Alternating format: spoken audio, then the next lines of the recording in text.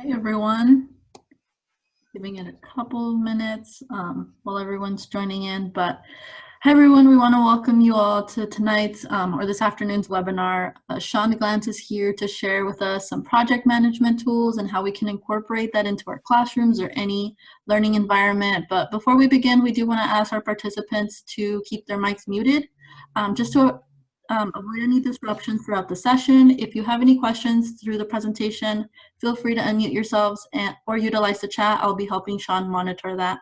But with that said, I will go ahead and pass it over to Sean if you want to share a little bit about yourself before we get started. Sure, absolutely. Hey, everybody. I know quite a few people in this room. That's awesome.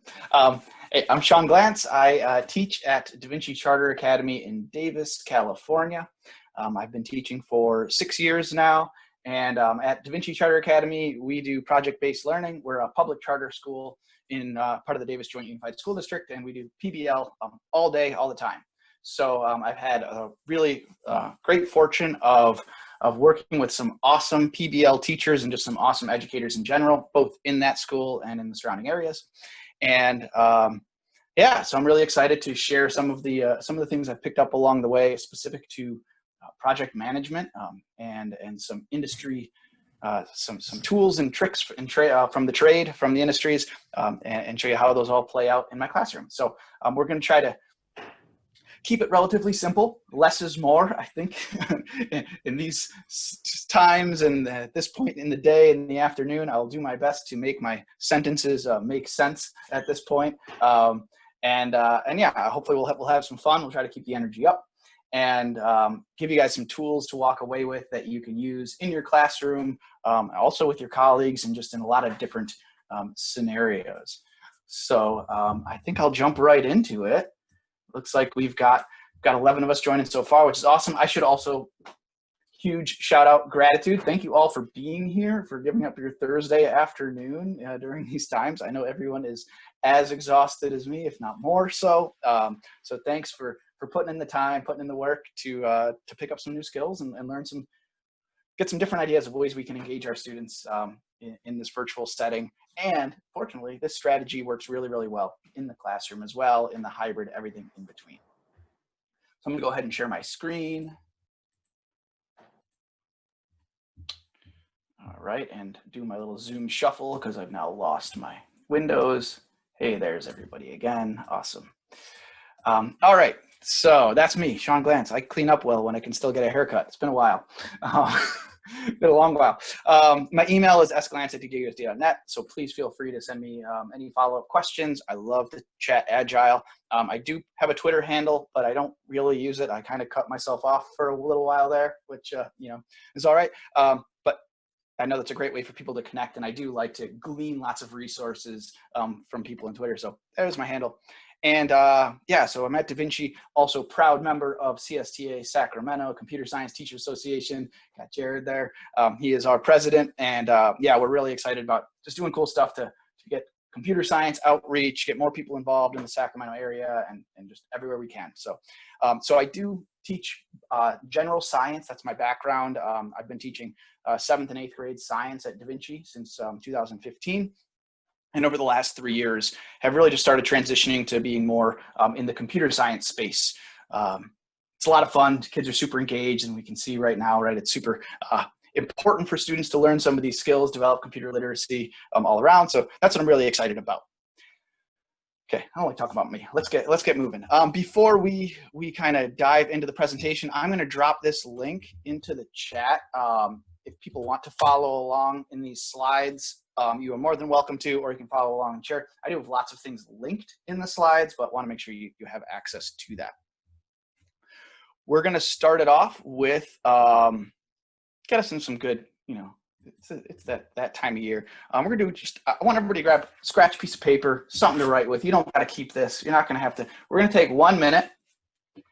And what I want you to do, it's got to be on paper too. Typing it isn't the same thing. Write down a student that you are thankful for. You are all here in the afternoon doing a little bit extra to just be that much better in your teacher practice. So it's okay if you don't write them down, all of them. You don't have to pick a favorite.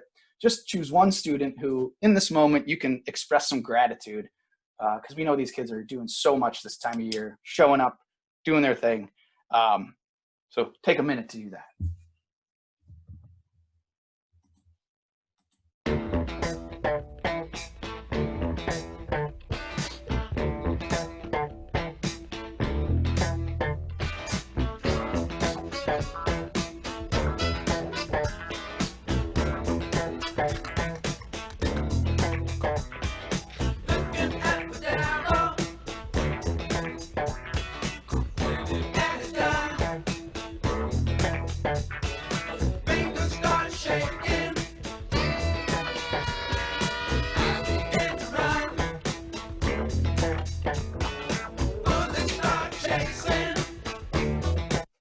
All right. That feels good, right? Feels good. Got me re-energized. I know I'm feeling tired, although I'm very excited to be here. But doing that is nice. Don't got to share it with anybody. That's just for you. Okay, let's get into the presentation. So teamwork, it's important, right? We know that we want to help our students work well together. And one thing that has come out of my experience as a PBL teacher is we can't just put students in groups and expect them to work together, right? That collaboration process needs to be really intentionally scaffolded, because teamwork is challenging. And now it is particularly challenging. So how do we scaffold this really challenging task of working together for a shared goal for our students in this distance learning situation? Well, one of the things that we focus on at Da Vinci, we do a lot of PBL. We have some close connections with Buck Institute for Education, or pblworks.org. They have a lot of fantastic resources on there for developing PBL. Been doing it for a long time. And they have this Danish, this circle here that really shows what is the gold standard for PBL. And one of the things that we focused on as a school last year was authenticity. How can we increase authenticity in our projects? And through that work, some of the interesting things that we came up with, or ideas that were presented or discussed or thought about, was this idea that authenticity can be in the project itself, right? It can be that the students are engaged in some really authentic work, that the product that they create has some real world context. But that's really hard to do, right? It's hard to make your students' work authentic all the time, right? And still address all the standards that we need to.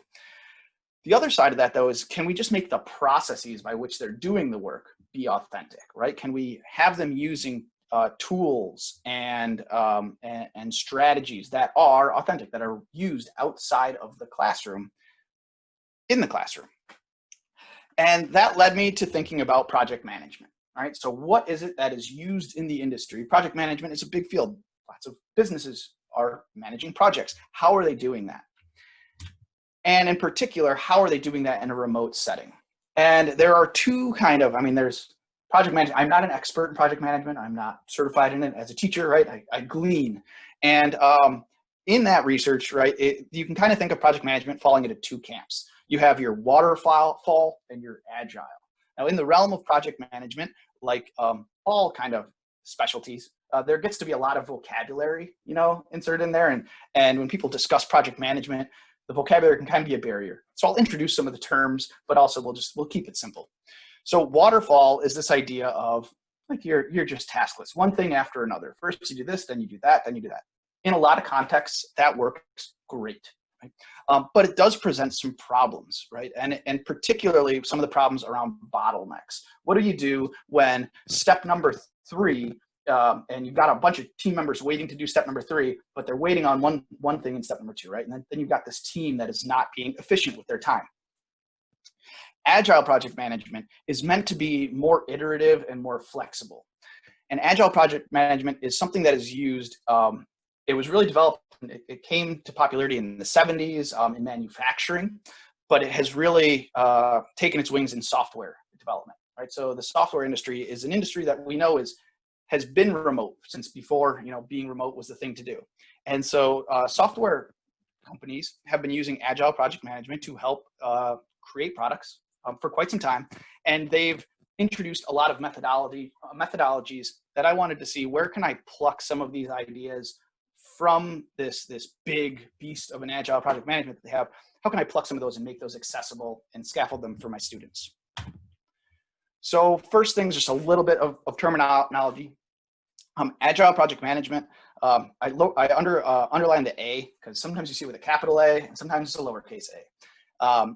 Agile with a lowercase a is really, it's a framework. It's an idea. It's a few values, right? We want our projects, our teams to iterate quickly. We want them to be flexible and adaptable and to change when the goal or the objective changes or shifts. Agile with a capital A is really the much more structured frameworks, right? And this gets to the point of, well, people want to learn that, people want to teach Agile. And so Agile kind of becomes this thing that some of those core principles get lost in some of the structures and the rules.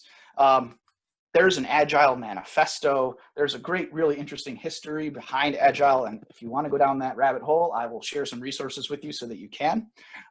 And Agile is an umbrella term. So there's lots of sub-strategies that fall under Agile. Two of the most popular are called Scrum project management and Kanban project management. And there are definitely teams out there that stick to one strategy, but the vast majority of teams are actually using some combination of those tools. And what I've done over the last couple of years, really the last 5 or 6 years, is taken little bits and pieces from both Scrum and Kanban that I felt gave me the best, return on investment that with time with students. And so that's what I'm going to introduce to you today. We're going to keep it simple. We're going to talk to you a little bit about Kanban.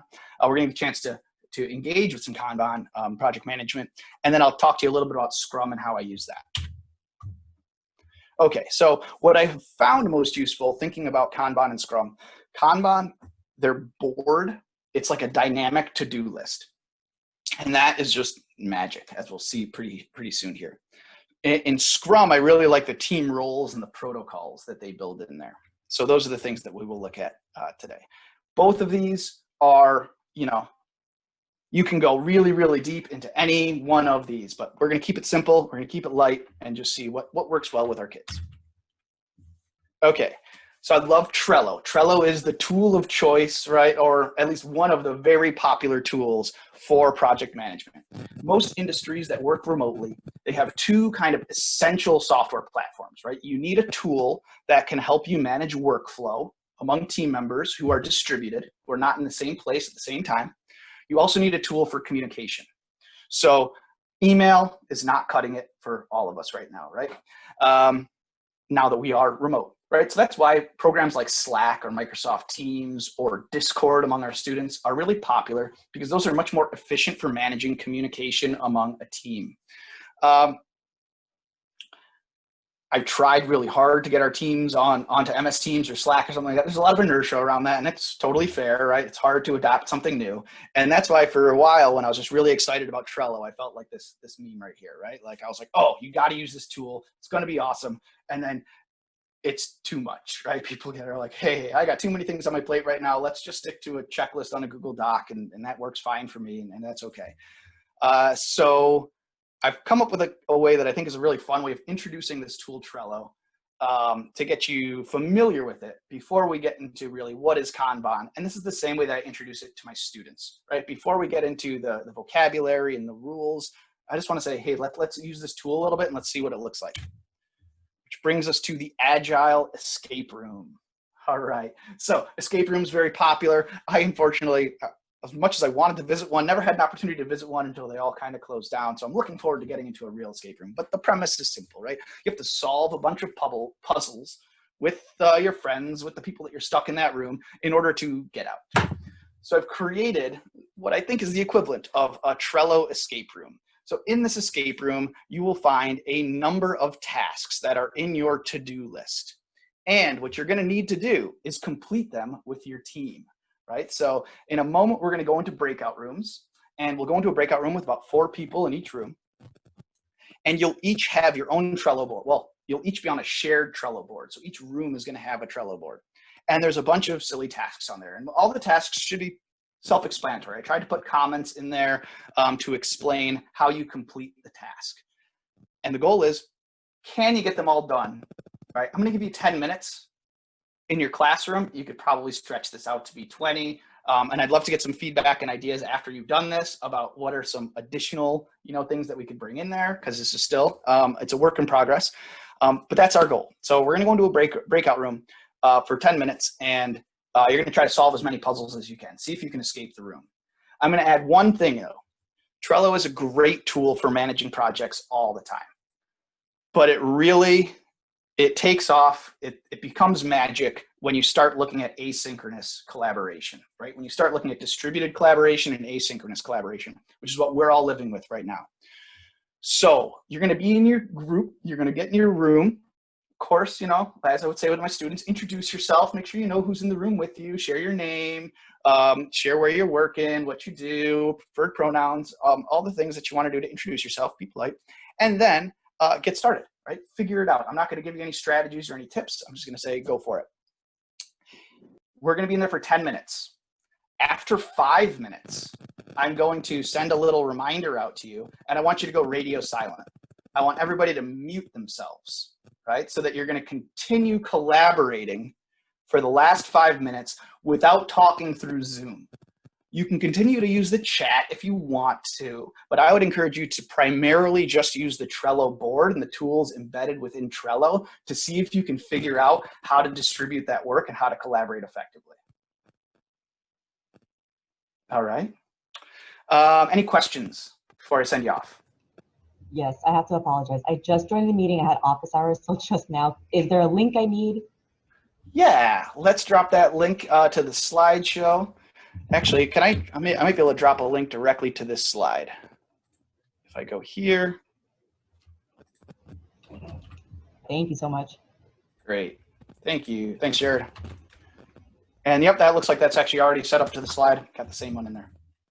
Oh, actually, the second link I think will bring you right to slide 8, which is where all of our little links are. So each of these buttons should have a link. Yes, it has a link that's going to bring you to, once you get into your breakout room, whatever room it is, use that link and it'll sign you into Trello. You'll have to make an account if you don't already have a Trello account. You can just sign in with Google or whatever it is, and then you'll be off and collaborating. All right, let me get these breakout rooms set up.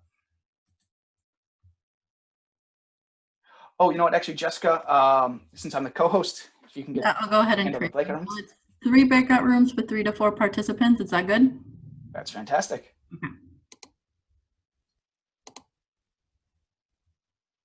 All right, so all of you should get a notification now. Excellent.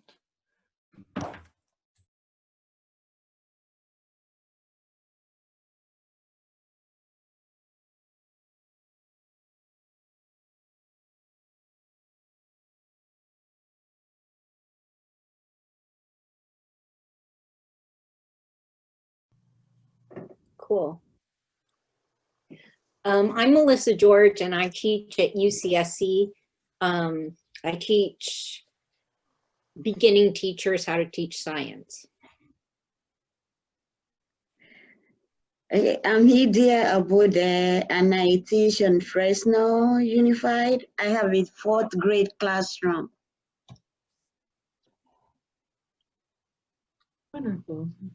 I'm Jessica. I don't teach, but I am the advisor for CalTeach. So I work with undergrads who want to go into teaching, and I'm helping host today the webinar. So that's why I'm here. Well, nice to meet you. I'm Sarah. I was saying that I work at the school where Sean works at, Da Vinci Junior High and Emerson. So I teach middle school students. I didn't say that. Nice. So I'm making my Trello account now, but I'm pretty sure I clicked on the room 3. Is anyone there yet? Oh, I need to do that. Okay. How do you get back to that? Just going to the chat? Room 3. I think this is room 3. But I mean, to go back to I'm going to go back to the presentation, right? We have to click on. But I think that will happen when he hands this, then we will go back to the general session. So when I try to click onto room 1, Did someone doesn't give me a link. I did, Jessica. Our board is private, so I think Sean has to open it up. Oh, got it. Okay. your board on the which room? Yeah, we're room 1. Okay. The link on Trello board room 1. Let me go. Oh, there he is. Okay, he should be able to help y'all. Awesome. Hey, Sean, I think ours is private still. No, which one of you guys are number 1? Please showed it and now it's gone. I can't see it anymore. Oops. I don't know. Do you see the chat for the Zoom meeting, like the chat feature, where we could type to each other? Oh, for the general section. Okay, this is room 3, right? Mm-hmm. Okay, more. Okay. Yeah, I found it now. Okay. So I will join the one that you sent, Sarah. Mm-hmm. Okay.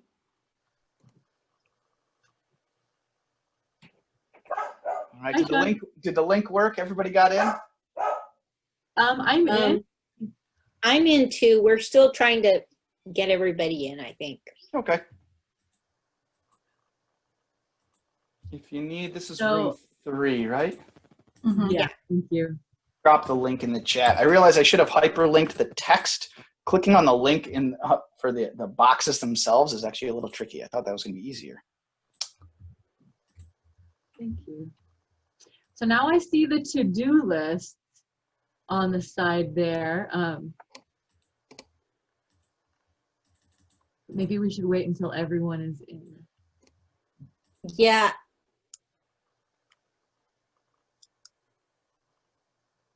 Idea, are you in? Yeah, I'm trying to get in. Okay. Have you created an account? Yeah, I just created an account. Okay. So, okay, am I in? I think so. What does it look like? It says Sean invited you to room 3, escape room. Is that it? Yeah. That's it.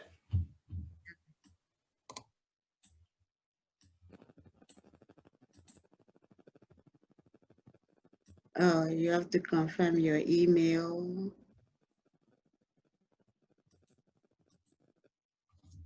Oh, is it having you do the whole confirmation? Usually the sign with Yeah. Google is a little quicker, but the beauty of this though, since it's asynchronous, right? You can get started. There's Okay. no reason you couldn't get started as is it idea? I'm sorry, I'm going to mispronounce that Like he's saying I have to confirm my email. one. Mm-hmm. So do I just ignore that or like? I think you need to set up an account in order to use Trello. So it's a free account. It's totally, all that. It's just usually signing in with Google will get you right in. But if you didn't do that, then just it'll send you a little confirmation email. Yeah, then I have to go. You guys can go ahead and I'll just do that on the side.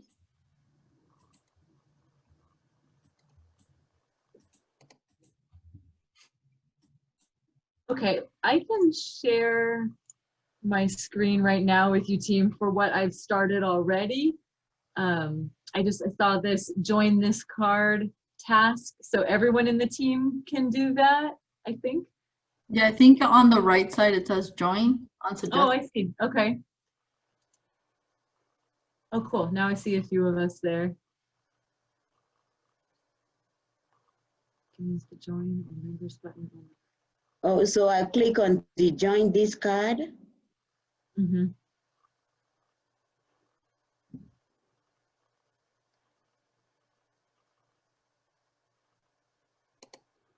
And a card, is that like a feature of it, like something we could talk about, or if we were working on a project together, something that we could, like a discussion kind of? I think it's just a task we have to complete, and once everyone has joined, then it will be complete. Okay. Yeah, there we go. I'm in now. Huh. Oh, cool. Okay.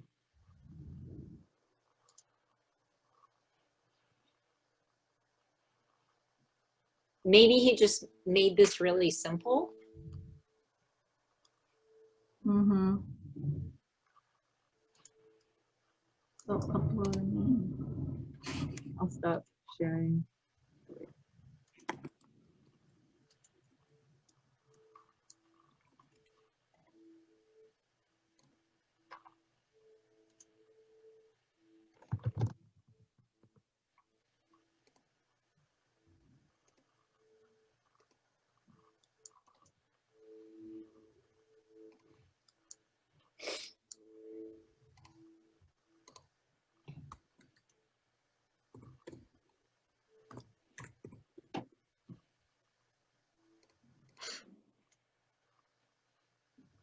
So should we move to the next one, or? I think so. I think we can just do them all in. I'm not sure if they were ones that like we're all supposed to do or if we're supposed to divide and conquer.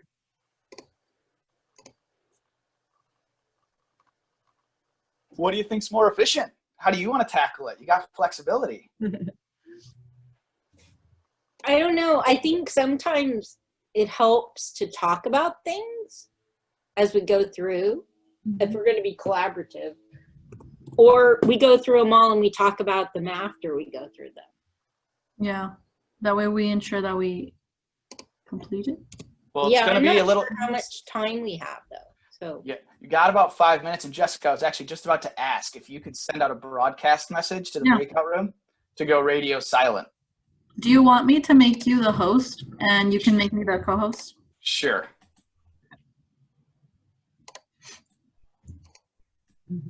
Oh, it's not letting me do that. Oh, sometimes it's hard to do that when you're in breakout rooms. You can do Okay. it if we go into the main room. Or if you just want to say, radio silent, 5 minutes left. Be fine.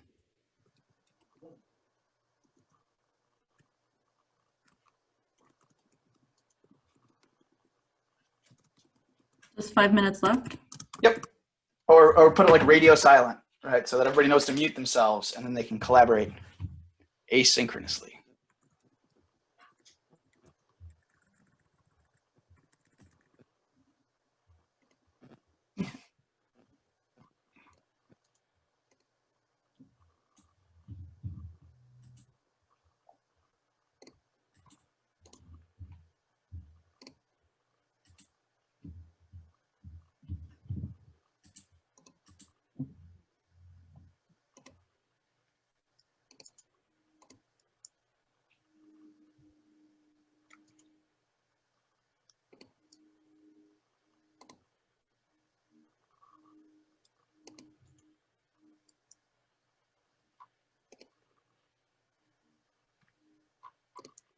Well, I guess that means we're supposed to be silent now.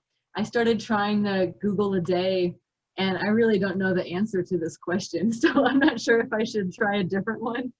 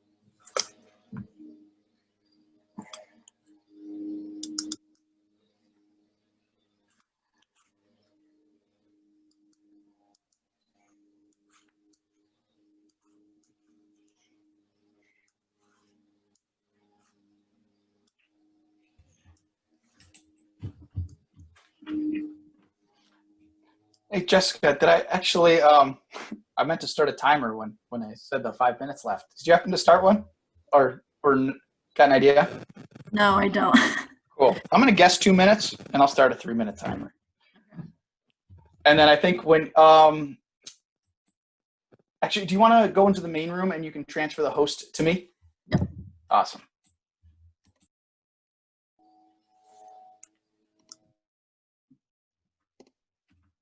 Alrighty. Yeah, this will be easier. Totally. And then if you want to make me co-host just so I could keep adding people in case anyone hops in or gets disconnected. Sure thing. Oh, we got somebody joining right now. All right. More co-host. Sweet.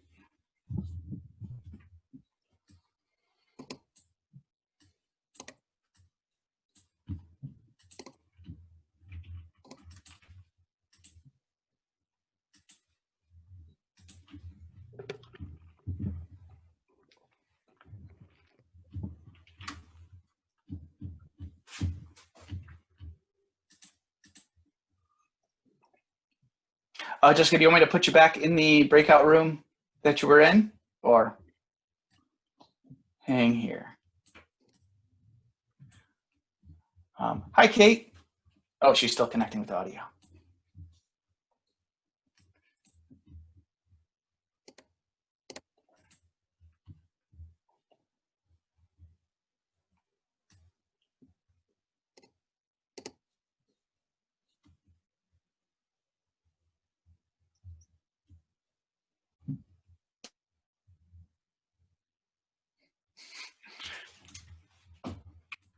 All right, 1 more minute. Let me see if I can make that announcement.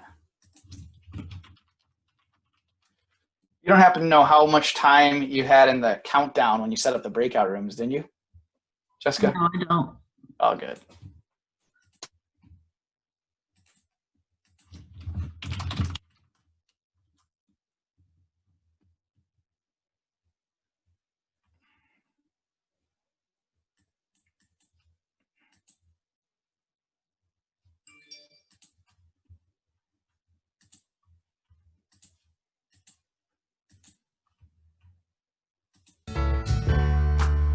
Welcome back.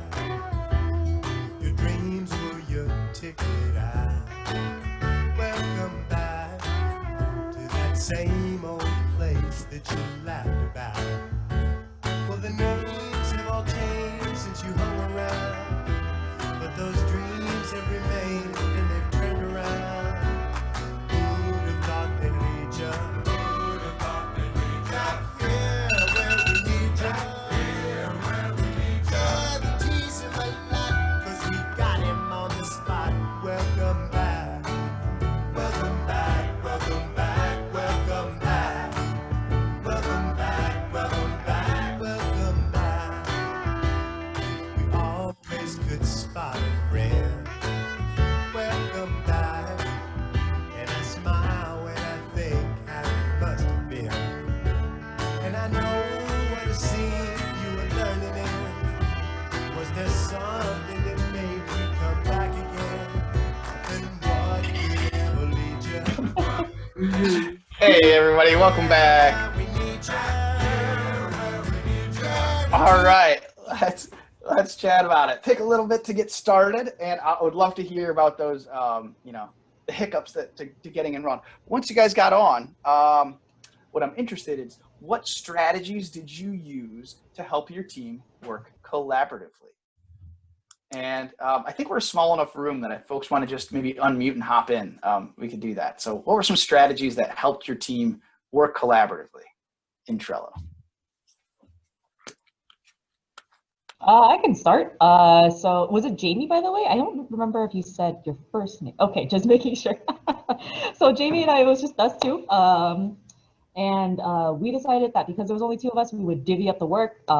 We'll pick and choose which ones we do rather than trying to collaborate on a common one, just because in the interest of time. Granted, though, I spent all my time on the Sudoku puzzle because I just get absorbed. But yeah, that was kind of our strategy to getting everything done. Awesome, thank you. And great. And so I was able to pop around, right? As the teacher, right? It's very easy for me to jump around. And I think you guys were in room 2. Yeah, see, we got the expert level Sudoku going on right there. Some of you might have noticed that I was dropping in some comments as I was tracking progress and things like that. Awesome, thanks. Any other teams come up with some strategies, or individuals have something that worked well? We joined cards early on, and that was really helpful for the divide and conquer strategy. That was number 1, team 1. Team 1. All right, actually, this team almost made it out. I was very impressed watching that progress. Now, they had a couple veteran Trello users on the team, which helps. But notice that you could tell who was working on what card all of the time. I got a little bit lost trying to track the knock-knock joke. I don't know if the punchline ever came or what happened there. Oh, it's amazing. You should read that. All right, let's take a look at our knock-knock joke. Wait a second. Oh, where'd it go? Knock-knock joke. All right. Tank you. Tank who? Tank who's there? Knock-knock. You're reading it backwards there. I'm reading backwards. Oh, okay. Who's there? Tank. Tank who? Tank you. Oh, yeah, because it's got to go in chronological order, starting at 15 minutes ago, reading bottom to top. All right, awesome. Well played, well played. I was reading it top down. I was like, I don't know if they know how to knock jokes work. I was a little confused, but great. All right, so cool. Anything else? Any other takeaways that were particularly helpful? I'll share something from my team. We were a little bit confused at first whether we should all work together or how we should split it up. So, just talking to each other did help a little bit. But then something I found a little later was how you could take the to-do tasks and put them over into the columns of either doing or done. So I didn't realize that at first, but I see now how that could be a helpful way to organize, check off and also claim who does what. Awesome. Great. Thank you for that. And that's kind of one of the things that it might work a little different here. And one of the things I kind of go back and forth on, because I've used this for a bunch of years, and sometimes I'll show the students all those tricks, right? How it works. But I find that it can be overwhelming. And if you give them more than the 10 minutes that we had in our breakout rooms and just some more time to tinker around, you tend to remember it a little bit better if they figure it out within their teams. So let's look at it at a couple things. So one of the things that I want to share, and I'm just going to share 1 minute of this video.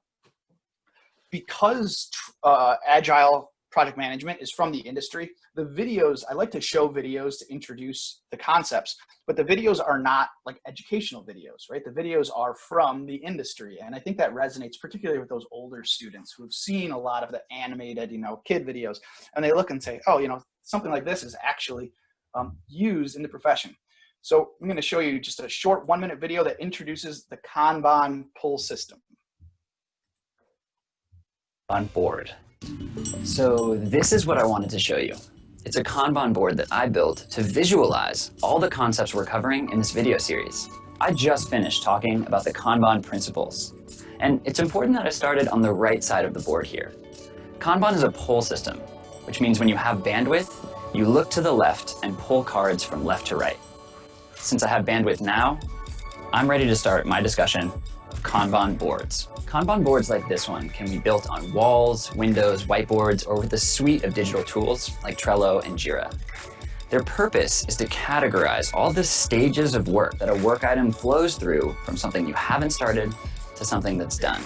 This is called a workflow. You'll notice that each stage in the workflow has its own column, and our workflow is super simple. Your workflow might be more complex, but I'd encourage you to start as simple as possible. You can always add more columns later. So for now, I'm done with this quick explanation of Kanban boards. I'm going to take this card from something I'm doing to something that's done. Since I have bandwidth again, I'm ready to move a card from today into doing. Let's kick off our discussion of. All right, so the pull system is a really kind of important part, and I'm looking at the time and I'm trying to resist my urge to just throw a ton of information at you for the next 20 minutes, because that's totally what's tempting me right now. We're going to try to keep it slow, but also going to give you, maybe we'll pick up pace a little bit. So the Kanban board at its simplest form is a to-do, doing, and done strategy, right? And so it's a to-do list. It's nothing new, but that simple strategy of the biggest advantage is, well, a couple advantages, but one of the things is a goal is to keep your doing list, the things that are in progress, limited, so that your team is only focusing on a few tasks at a time, or an individual is only focusing on 1 or 2 tasks at once. So that visual lets you notice when, hey, I've got too many things in the doing column, we're bottlenecked, we're probably not working that efficiently. The other thing is it allows you to take on new tasks when you as an individual have capacity to do so. When you finish the task you're doing, you can go and grab something from that list without having to check in with an admin or a boss or a team leader to say, what do I do next? You can just grab it when you're ready and you can go with it. So I really think Trello is the best for it, but I really would probably say for high school, 9 through 12. You can certainly, I've used Google Docs, Google Slides, Jamboards. I think Padlet is fantastic for this, especially if you use the Padlet. There's one of them that's basically just sticky notes, right? Because that's what a Kanban board is. It's sticky notes using these 3 columns. So Padlet is great for, grades 3 through 6 if you want to use it with younger students, 3 through 8 even. And one thing that I've seen is really cool is teachers have used manila folders and actual sticky notes when you're in the classroom, so that you have your to-do, doing, and done with sticky notes. And then at the end of class, the team can fold up their manila folder and put it away, and it doesn't get lost for the next, things don't get scrambled up. So that's a nice way to use it when we're back in person. Okay, so in Agile project management, oftentimes these tasks are called stories. So the card essentially does tell a story at the end. And Trello, again, it really works well because it tells the plot of a story. English teachers in here, correct me if I got anything wrong, but we got it's not the why, but who, what, where, when, and how. So who's working on it? You can assign members to the card, so it's really clear who's got the responsibility for that task. What is the task? That would be just the card's title, right? And that shows up really easy, should be clear, concise. Where does the card live in the workflow? Is it still need to be done? Has somebody started it? Is it in progress? Is it complete? So where is it located? When is it due? You can send due dates, and those due dates can give you notifications if the due date's coming up, because I tend to not start on things unless that due date is right there. Deadline motivated, it's okay. And then the how, and that is in the description. You can attach links, you can attach files. You can also use the activity, right, to give your story some history. As people start working on things and leaving off, they can update those stories. I see Trevor smirking because this is one of ours that we're using on our team. I'll get to that in a moment. Probably recognize the name on there. So the common columns, you got to have a to-do, in progress, and complete. And I recommend starting there. Keep it as simple as possible as students are getting familiar with it. Some of the other resources that I've started to introduce that I find really helpful, a resources column that just has links that you're going to be using regularly. I like to have a review and a blocked column, right? So, okay, this thing is done, but I'd like somebody at my team to put some eyes on it and think, does it meet all the requirements? Is it there? Or I'm stuck, I need some help. I can put it there, and that lets somebody on my team know I need some help. And then a backlog. This is an idea of like, these are tasks that you haven't really ironed out yet. You know it's coming, but you haven't put in the due date. You haven't put in the attachments. They're just something that's there. That's like, it's your like to-do list, but it's not the thing that I'm going to be working on today. So the backlog is a helpful place to add in, as you go. Questions. Any questions? Actually, yeah. Let's pause for a moment. Any questions on those couple ideas with either Trello or the Kanban system?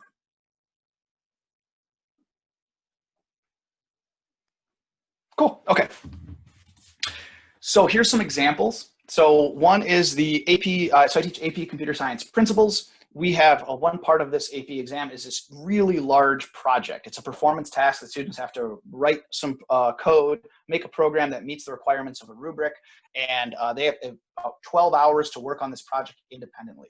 And I was teaching this for the first time last year, and they were going to start working on it at the end of March, right when schools closed down. And I was like, how do I help my students take on this huge task? They had all these great resources, but there were too many of them. How do I chunk those assignments? And what I did is I made a Trello board so that each of these little tasks had the one thing that they needed to work on and the resource they needed to work on with it. Maybe that was a rubric or a graphic organizer or a checklist. But this allowed the students to chunk down those assignments, right? And they were able to chunk down those assignments independently and remotely, and they did really, really well. You know, I had a very, very good pass rate, and a lot of the students said that this was a very, very helpful tool for them. If anybody else teaches CSP here, the one for this year is linked on this little slideshow. Oops, that actually was a link. Didn't mean to click it. All right. I also use this not just with my students, but I use this with my masked CalTeach interns. So Trevor's here. Trevor's one of our CalTeach interns. I have a team, right now we have a team of 7 interns that work with me. And it's amazing, all the one-on-one attention that the students get in the classroom, but also for managing our workflow. If something needs to get graded, if a resource needs to get transferred from a PDF into a Google Doc for distance learning, if students need feedback on a specific level in code, I can just drop things in the to-do list, and whoever's on the team, when they've got an opportunity, they can jump on here, they can take a task, they can let me know if they have a question on it, and it's really helped our team work super well. Trying to get the rest of my colleagues on board, but as we all know, there's a lot of inertia, and it's hard to, you know, so at least the teams that I have more control over with, I'm like, yeah, we're using Trello. We're gonna, my TAs, my interns, my students, we're using it, and it's been really, really helpful. Oops. Okay, I wanted to give us a screen break. 3 minutes left. I'm gonna make it a 1-minute screen break. We still need this. We need to stretch. We need to close our eyes. Let's do a 2-minute screen break. 2 minutes.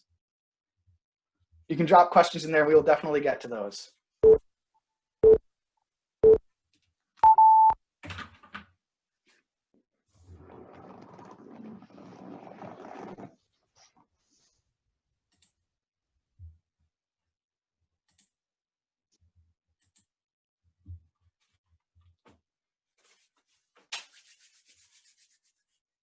I see a lot of you still looking at your screens. I hope your eyes are closed. I hope your eyes are closed. Look away.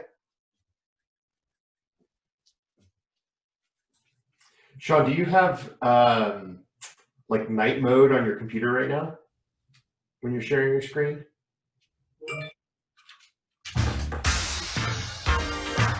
Fair enough.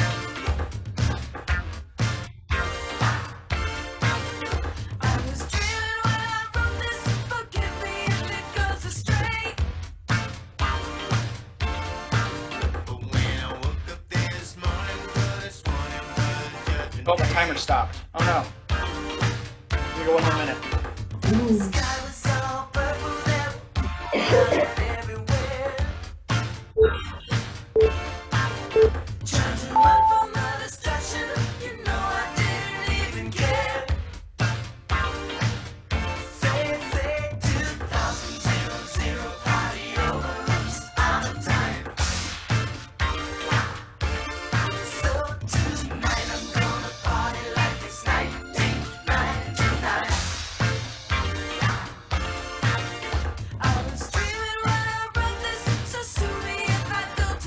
All right, 30 seconds and we're coming back.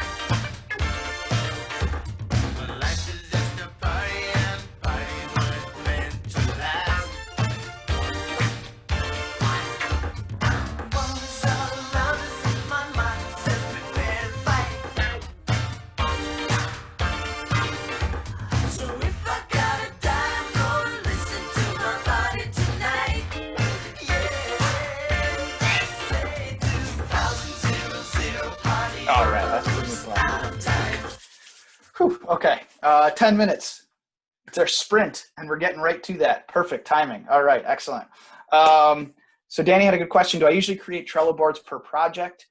No, yes, I do make separate Trello boards for each project. I haven't done one for multiple assignments or projects, although that Create PT is kind of like many, many assignments. It's something that they're working on for multiple weeks. But because I switch up my teams per project, right? Each time I start a new project, I'm going to have a new team. So I'd make a new board so that the students on the board, are on there with their team. But no reason you couldn't do that. And for like my personal Kanban board, that's a forever project that just never goes away. All right, we are going to now talk about Scrum project management. So Scrum project management comes, and I'm gonna talk fast for this one, but that's all right. Got 10 minutes. So Scrum comes from rugby, right? This is a Scrum formation for those of you who aren't familiar with rugby, but I think it's right. Teams working together, everybody's got their heads together. So Scrum project management, this is one that is really, really, really popular among software developers, among all kinds of industry teams. And what I really like from it is the roles and the ceremonies. There's a lot of parts to Scrum that I don't use just because it gets in there pretty deep, but the roles and the ceremonies or the protocols is what I really like. Okay, I'm gonna skip this video because I can talk about it a little quicker. But again, this is another 1-minute video that is a nice professional way of introducing what Scrum project management is. Ultimately, there are roles, and there are only 3 of them, which makes it really, really easy. Right? I've definitely used lots of roles, like you have your project manager, and you have your materials manager, and your recorder, reporter. Those I've always had trouble with those roles because it doesn't feel like the work gets distributed equitably, right? My team artist doesn't get the same learning as my researcher does, right? And so figuring out how do we make roles that distribute the workload equitably, but also allow students to, maybe if they're working faster, they can take on some of those accelerated topics or go a little bit deeper. And the students that don't can still contribute to their project in a meaningful way. So in Scrum roles, there are 3 roles. There is a product owner. That is the person who knows what they want. And in our context, that's us. That's the teacher. We're the product owner. I've given you a rubric. I've explained to you what the project is. This is what I want you to produce.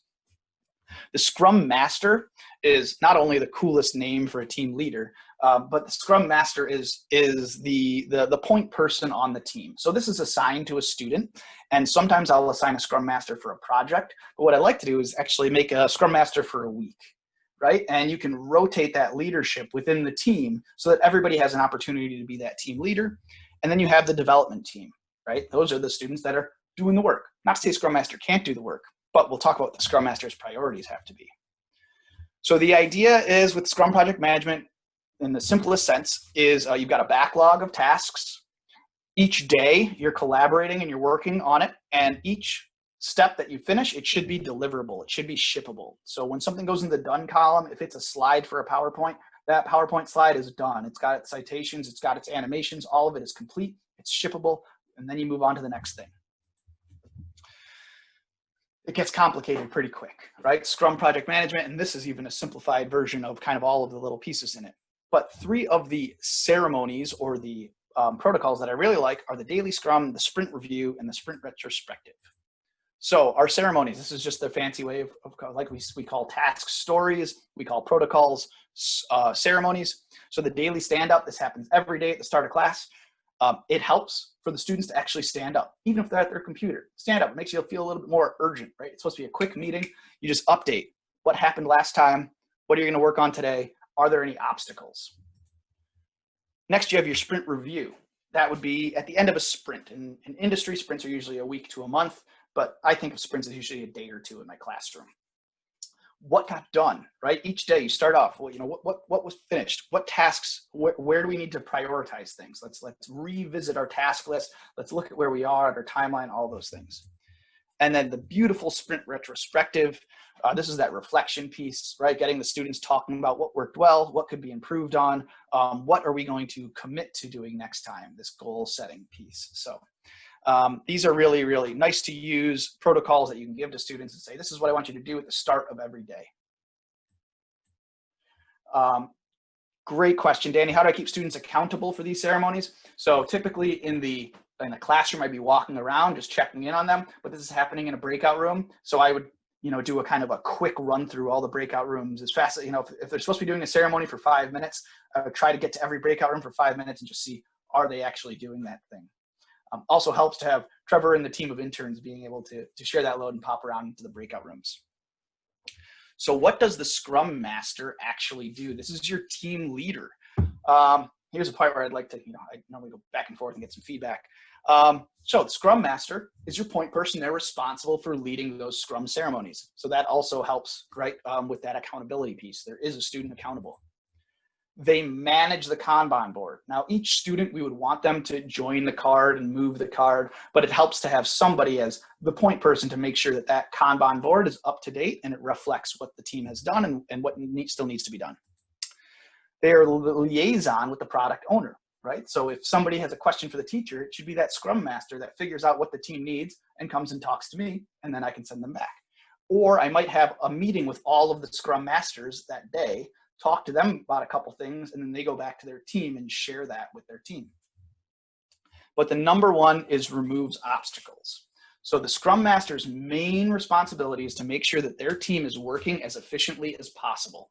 So I tell the Scrum Master, if you guys have 20 things on your to-do list, you should have the least thing, you as an individual should be assigned to the least tasks. Your number one job is to make sure that everybody else on your team has what they need to keep moving. And if they get stuck, your job is to stop what you're doing and go and help them, right? If they need help with research, if they need help with finding a document, the Scrum Master's role is to remove those obstacles. And that can be really, really helpful in just in supporting teams. And I've seen some kids, really step into that leadership role who don't typically, they signed up because Scrum Master sounds cool, but then they get to be a leader and then they get to, remove those obstacles. So I really like that focus.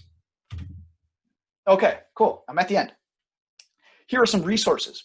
So there are some really, I'm not certified. I just use this in my classroom, and I'm really happy to share what I've learned. EduScrum and Agile Classroom are both organizations. I've met some of the teachers that use them, and they're amazing. So they do like full PD. They have lots of structures in place if this is something that you want to get more into. I would highly encourage you to look into either of those. The Agile Coach is where I've pulled most of my resources from. That is Atlassian, who's the makers of Trello and Jira. So they're like the industry people who do a lot of this stuff. And then I want to share the Wakelet as well. So this is the last post here. And this is just a bunch of different resources that you can use if you'd like. So I have my PowerPoint here, some basic resources to get started, some of the example Trello boards that you can use to introduce Trello, as well as learning a little bit more about it. The APCSP board is there, an example project that I've done, and then a bunch of other resources if you want to learn more about Agile project management, Trello. These are some that I found particularly helpful. 2 minutes for questions. And I got a survey in there. Do you evaluate students on how well they fulfill Scrum Master role? If so, what do you use to evaluate? So I don't evaluate specifically the Scrum Master role, but we do at our school, we do peer evaluations at the end of every project. So we have a system in place where we have students evaluate their peers based on collaboration rubrics over the course of a project and give them feedback on what they've done well and where they need to improve. And then that is actually incorporated into their grade. We used to do that through our LMS called Echo that we used, which is part of New Tech Network, but we've recently shifted to Canvas, so we no longer have that. So we're trying to figure out how do we do peer evaluations and collaboration scores at this point. So that's a really good question.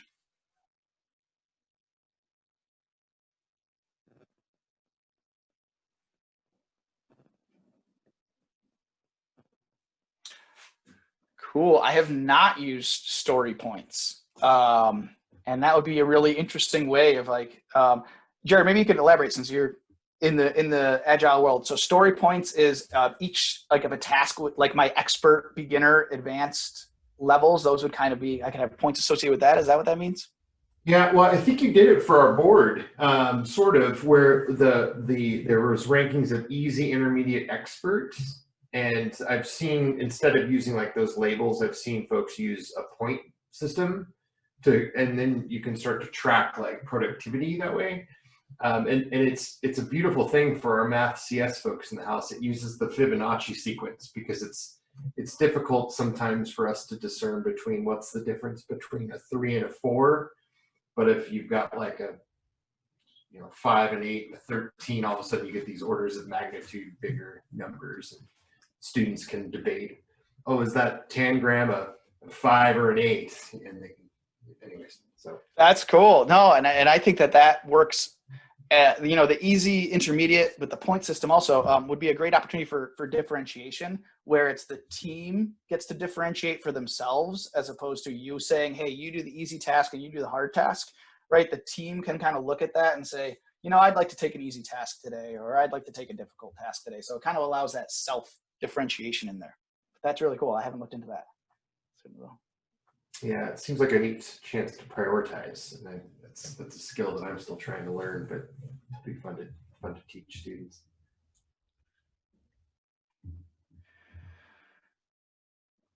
Sweet. Well, hey, we did it 5:30. Is it 9:30 for you, Jamie? 8:30? Thanks for staying up late with us on the East Coast. Thanks so much for being here, everybody. I hope you found that stuff useful and interesting, and maybe want to take pieces of it into your classroom. If you have ideas, you know, anything in general, but especially if you got ideas for making that that escape room even better, I'd love to hear those. Ask Lance at tjusd.net is my email. Just dropped it in the chat. And yeah, thanks for being here. I also added a link to the survey. If y'all could take just 2 minutes to fill it out, just give us some feedback about today, and then let us know what you'd like to see in the future. Sean, thank you so much. That was really useful. I feel like that puzzle, I really needed to do that puzzle to like distract myself from a really hectic week. But thank you all for joining us. If you want to see the recording of tonight's presentation, or if you missed any of our past ones, you can visit calteach.ucmerced.edu/system-wide tech webinars. I'll also be dropping the link on the chat, and I'll stick around for a couple of minutes if you have any questions. But good night, everyone, and thank you all for coming. Awesome. Thanks, everybody. Bye, thank you. Thank you. It's Sarah. I also use a separate Trello board for my student teacher and myself. Like, I've got one for my interns, one for my student teacher, one for myself, and then once you get into that, Trello is awesome. My co-teacher and I, we realized we'd overwhelm each other with chatting or with texting and email. So I think this could be helpful. Yeah, definitely. Thank you. Have a good one. You too.